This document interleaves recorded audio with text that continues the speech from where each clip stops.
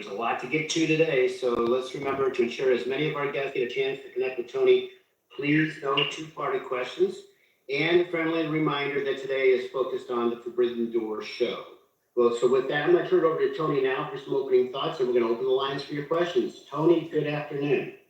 Hey, good afternoon, Jim. Hey, everyone. I'm really excited for the Forbidden Door this weekend. This is one of my favorite times of the year.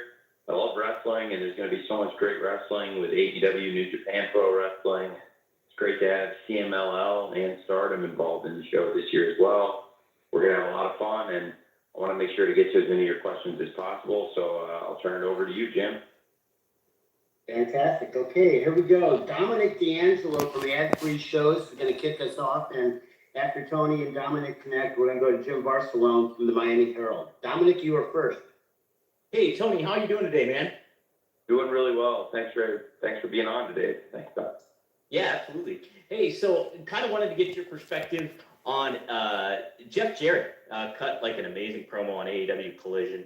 Very touching about the Owen Hart Club, his ties to Owen, everything like that. Really hit on a lot of different points. I wanted to get the details behind you getting him in that tournament, and then what you kind of think about him as a creative mind backstage, and if he's got more influence backstage working with you guys creatively. Well, Jeff's a tremendous mind. I have so much respect for Jeff. I love having him. In AEW, he's a great wrestler, and he's a great business mind. And when it comes to live events and a lot of the backstage production elements, Jeff's got great insights. And also, Jeff is a legendary professional wrestler, and he is known all over the world. And it's amazing how far Jeff's traveled, and yet how concentrated a base of knowledge he has in American wrestling, and is still been able to get so much international experience in terms of wrestling himself in the ring and the business of pro wrestling. I have tons of respect for Jeff and his family, and I think Jeff's a great person, and a lot of that came across in the interviews. And I am a big fan of Jeff, and have been a big fan of the wrestling that Jeff's family has promoted out of Tennessee for many, many years. And to be able to see Jeff open up and show the side of Jeff that we see backstage, I thought that was really amazing. And Jeff gave a lot of insight into a friendship he had with the late, great Owen Hart. And we're very fortunate this time of year to be able to present the annual Owen Hart Foundation Cup tournament. I love working with Dr. Martha Hart and her family, and being able to present this tournament, memorializing a great professional wrestler who passed away tragically, and keeping his memory in pro wrestling alive. And I really enjoyed doing the tournament. We have a great women's and men's tournament each year. And Jeff Jarrett is somebody who had a real close friendship with the late, great Owen Hart. And this year, I thought it would be cool to feature Jeff, and for Jeff to be able to give those insights. And I'm looking forward to his match next Wednesday. Of course, the Forbidden Door season, we're going to continue the Owen Hart Foundation tournament again, just like last year, through the Forbidden Door. And we've got some great, great matches planned. And one thing we have planned for next week after Forbidden Door is Jeff Jarrett versus the Wild Card. And I'm excited for that match. And it's been great for Jeff to be able to go on TV, tell the story of his friendship with Owen Hart, and really praise the legacy of Owen Hart and what a great man he was. And very excited for Jeff Jarrett versus the Wild Card on Beach Break in Chicago coming up next Wednesday on Dynamite, and excited for the Owen Hart Foundation Cup tournament to continue through this Sunday. Of course, it just announced Mariah May versus Soraya will happen, the big rematch at the 0 hour, and I'm very excited for everybody to see that. We have a great card of men's matches and women's matches, and I'm very excited for everybody to see that, as well as the New Japan Dragon, Shingo, and being able to see Shingo Takagi step into the ring with the American Dragon, Bryan Danielson. I think that's a match people have been really looking forward to. We got a preview of them squaring off last night on Wednesday Night Dynamite, and I'm excited for them to go one-on-one on Sunday at Forbidden Door. I think that's going to be great. And then Jeff Jarrett against the Wild Card on Wednesday. We have a lot of great action coming up in the next week. Thanks. Thank you very much, Dominic. Jim Barcelone from Miami Herald is next, to be followed by Andrew Bedala from Final Bell Media. Jim.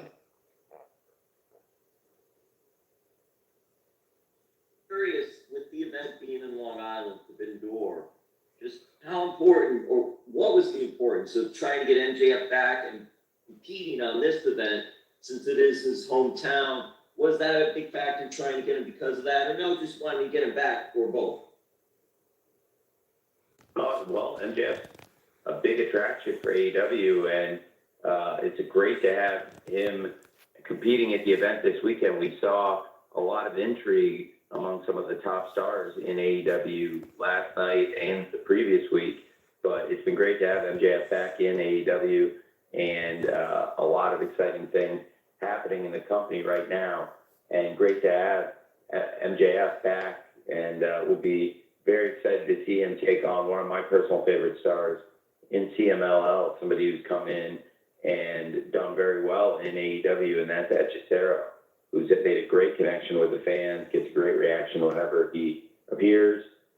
He was reintroduced in the LA Forum in the Casino Gauntlet match. He's had a tremendous match with Bryan Danielson. Picked up the win last Saturday on Collision against Daddy Magic.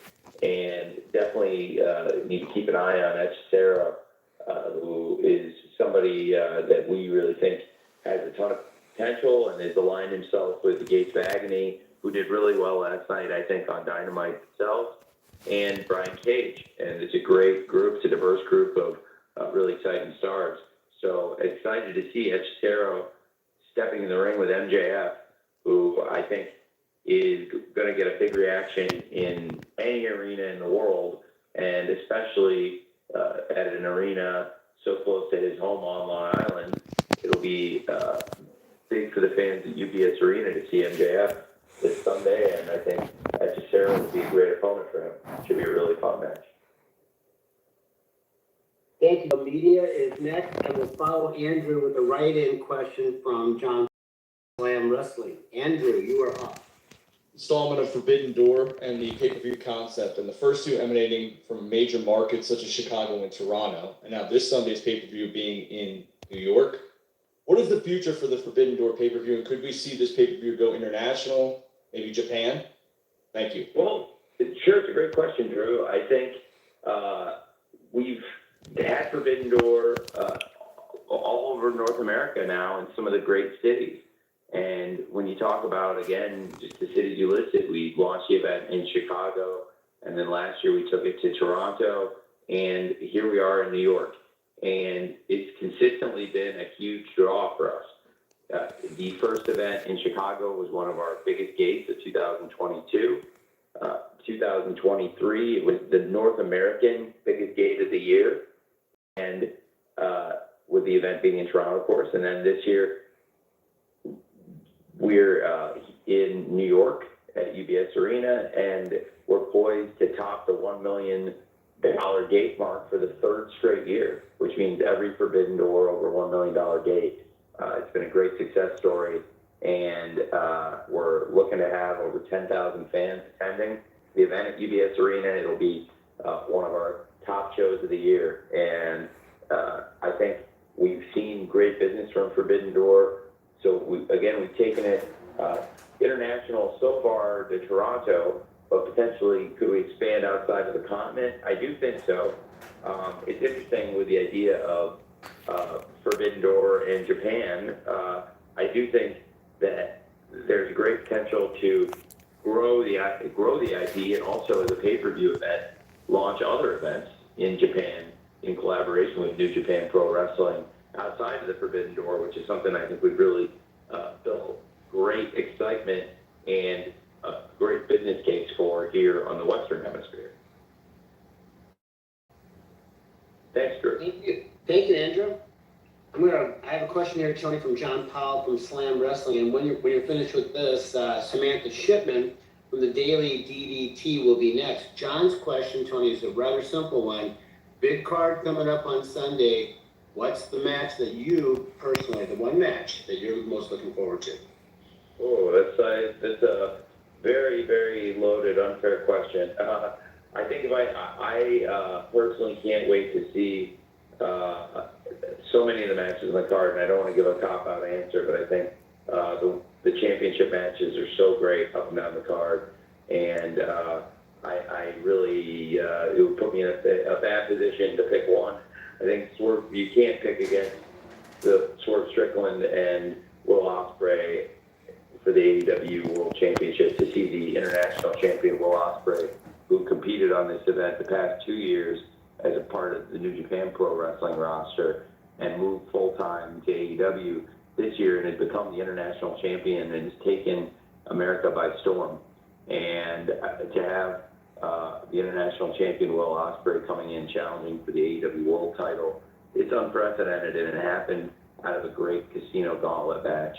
I love those Casino Gauntlet matches, and I think the one in Los Angeles has been one of the best matches we've had in AEW all year, and I think one of the best matches ever on Dynamite. And Will Ospreay has continued to bring fans from all over the world, into his matches. People who've never watched wrestling before can watch a Will Ospreay match and be blown away.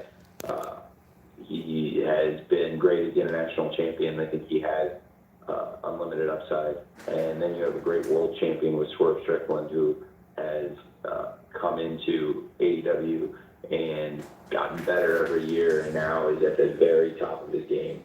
And with Swerve, we have somebody that has stepped in there and had, over the past year, some of the best matches ever in AEW against some of our top stars. And Swerve's rivalry with Hangman, I think it will be immortal. The champion he defeated is one of our best stars and somebody that is one of the most respected wrestlers ever in AEW, and Samoa Joe. Then to be able to top Christian Cage, who I think is bell to bell and inside and outside the ring as good of a pro wrestler, as great of a pro wrestler as I've ever seen, and may very well be the MVP of this entire company, Christian Cage. And then, when you look at what Swerve's been able to do against all those great wrestlers time after time, we've seen Swerve step up and have these top matches. And Will Ospreay and Swerve, over the past year, each of them separately have been involved in some